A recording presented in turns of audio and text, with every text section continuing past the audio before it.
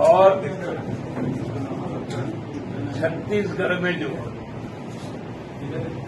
चुनाव के वक्त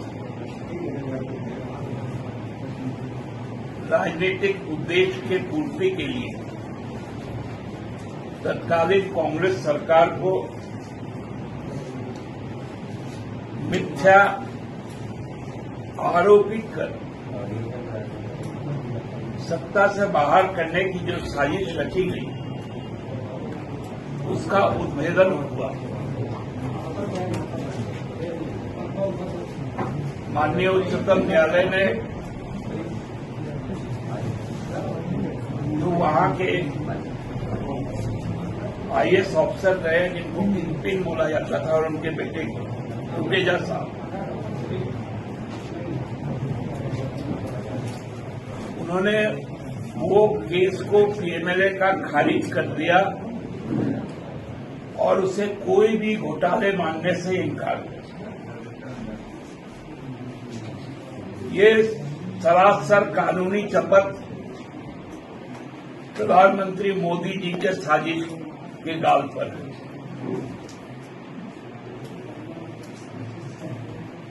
ये पूरा देश जान गया कि हमारे प्रधानमंत्री मोदी जी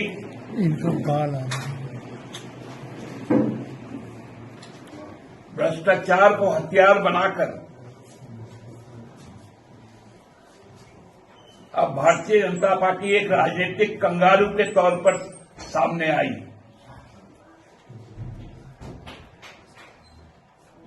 कंगारू के पेट में जो झोला होता है, भाजपा के स्टार प्रचारक नरेंद्र मोदी जी ने भी वही झोला अपने पेट में बांध लिया, अपने परिवार के लोगों को उसमें भर लिया। ईडी को, सीबीआई को, डीआरआई को, आईटी को,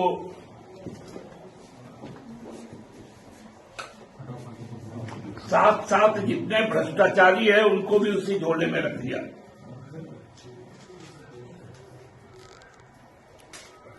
उनका एक नया परिवार बन गया। सुप्रीम कोर्ट ने उनके इस इरादे को भांप लिया। पहले इलेक्ट्रल बॉन्ड की चोरी पकड़ी, ईडी और आईटी का छापा मारकर जो रंगदारी वसूला गया इलेक्ट्रल बॉन्ड के नाम पर, उसका खुलासा हुआ और अब छत्तीसगढ़ का खुलासा भी हो गया। हर चीज को पीएमएलए के साथ जोड़ देना। हमारे नेता हेमंत सोरेन जी को भी चुनाव के पूर्व,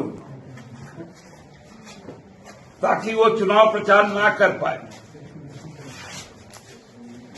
भाजपा के चोरी को लोगों तक नहीं ले जा पाए, एक जमीन के मामले पर जो सिविल नेचर का है, उसको एक तथाकथित कहानी बनाकर मनी लॉन्ड्रिंग में ले गया।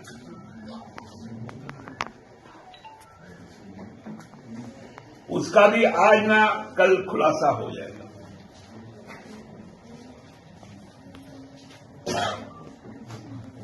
ये क्या तरीका है? अब भाजपा बताए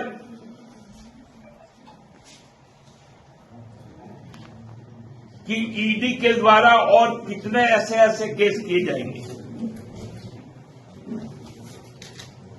आईटी के द्वारा और कितने नोटिस और छापे मारे जाएंगे।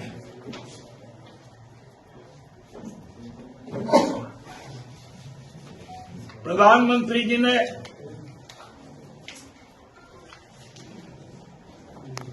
एक व्यापारी जिनका अंतर्राज्यीय कारोबार है, साहू परिवार का, उनके वहां आईटी का छापा पड़ा के टिप्पणी पर न्यायालय के आदेश पर कोई टिप्पणी नहीं करूंगा, लेकिन ये अंतिम वाक्य नहीं है। जिस तरह से इंडी गठबंधन के नेताओं के द्वारा केजरीवाल की गिरफ्तारी को लेकर के हाईकोर्ट मचाया जा रहा था, रामलीला मैदान से लेकर सारे जगह कहीं न कहीं हाईकोर्ट में जो निर्णय आया उसको किस रूप में?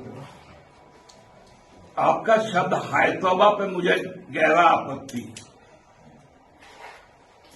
ये मानसिकता दर्शाता है कि आज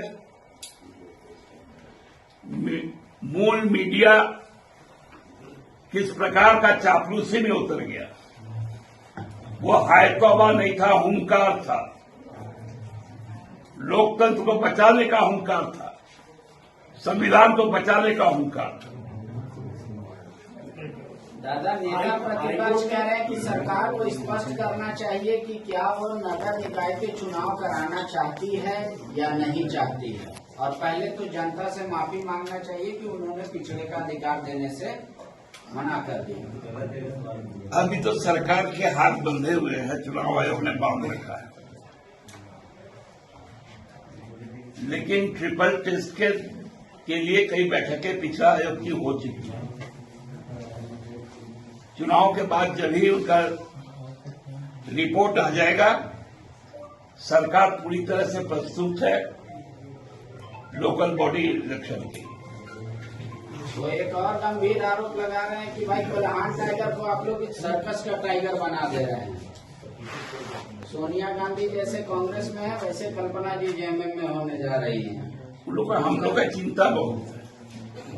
उनको आज इसलिए बोलना पड़ा कि यशवंत सिन्हा जी ने भाजपा को बता दिया था कि भाजपा जेवीएम हो गया, क्योंकि वो खुद जेवीएम के हैं। तो मारे शर्म कहीं तो मुंह दिखाएगा। और ये लोग तो झूठ बोलना और दूसरे के घर में आग लगाना, यही तो सीखा है। इसलिए तो उनको अपना प्रत्याशी नहीं मिल रहा है। पूरे देश में आप भाजपा के प्रत्याशी देख लीजिए, हर तीसरा प्रत्याशी उनका दूसरे दल से आया हुआ है, और जिसमें भ्रष्टाचार का आरोप। भाजपा तो कह रही कि इंडी गठबंधन डर गई है, इस वजह से उम्मीदवारों की घोषणा में देरी हो रही है। इंडी गठबंधन डर गई है, घोषणा उम्मीदवार के घोषणा पर डर लग रहा है। अरे भाई साहब, 19 तारीख को पहला चुनाव है, आपका घोषणा पत्र कब आएगा? छोड़ दीजिए ना, हम लोग का उम्मीदवार का तो चौथा, पांचवा, छठा, सातवां, पहला क्या, पहले क्या हुआ? बहुत चालाकी नहीं दिखाना चाहिए। बांग्ला में कहावत है, ओती चालाकेर गलाए दौड़ी, मतलब जो ज्यादा चालाकी करेगा ना, गला में फांस बनेगा।